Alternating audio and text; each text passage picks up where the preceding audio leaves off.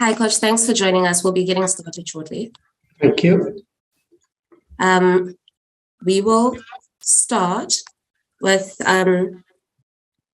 Yeah, Sips, you can start. Okay. We'll start with Masood Parvez. Yeah. Sribai, are you hearing? Yeah.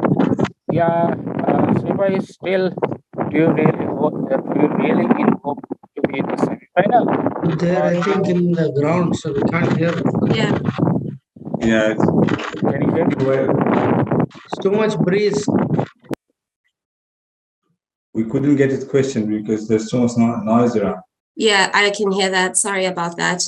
We'll try and get back to him. We'll go on to Ekush Tapada.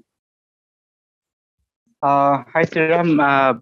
What about actually happened in the last match about the potential fake fielding? Did you complain about that in on that match? And did you feel that this is one of the reasons for your losing? Oh, no, we are not here to offer any excuses.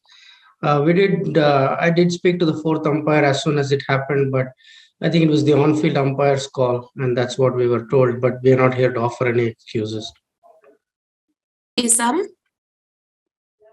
Coach, a couple of questions ahead of the Pakistan game. Obviously, Bangladesh are still in contention in some way. I mean, a win here or other results going. So, is the team looking forward to having another crack at a big team and at least having a win over one big team? I mean, is that the goal by the end of this tournament? No, I've been very clear in all my press conferences. We're just taking it one game at a time, plan for one opposition at a time.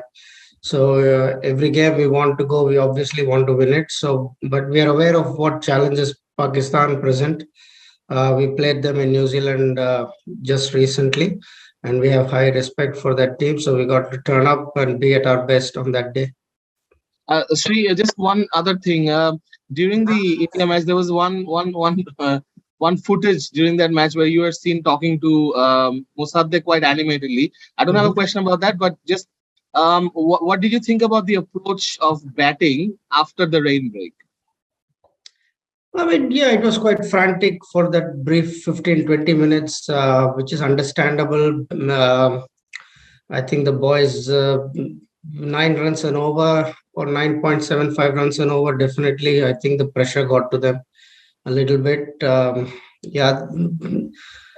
It was a little bit of a frantic 15-20 minutes, if I could put it. Yes. Shayan? Yeah.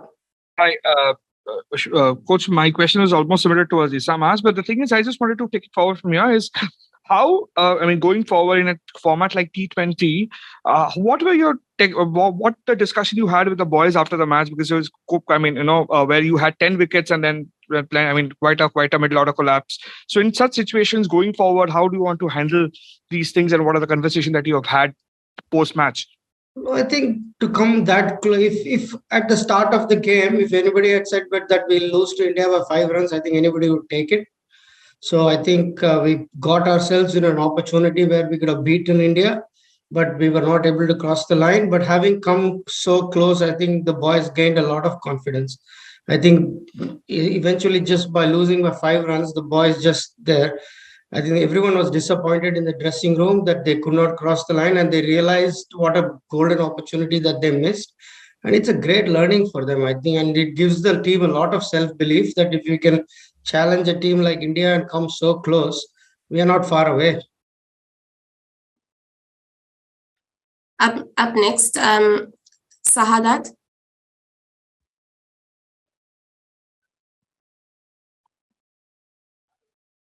Sriram, tomorrow might be your last match with Bangladesh. Captain Shakib told that he would be happy with you to work with longer. Furthermore, have you decided anything or any talk with BCB about this?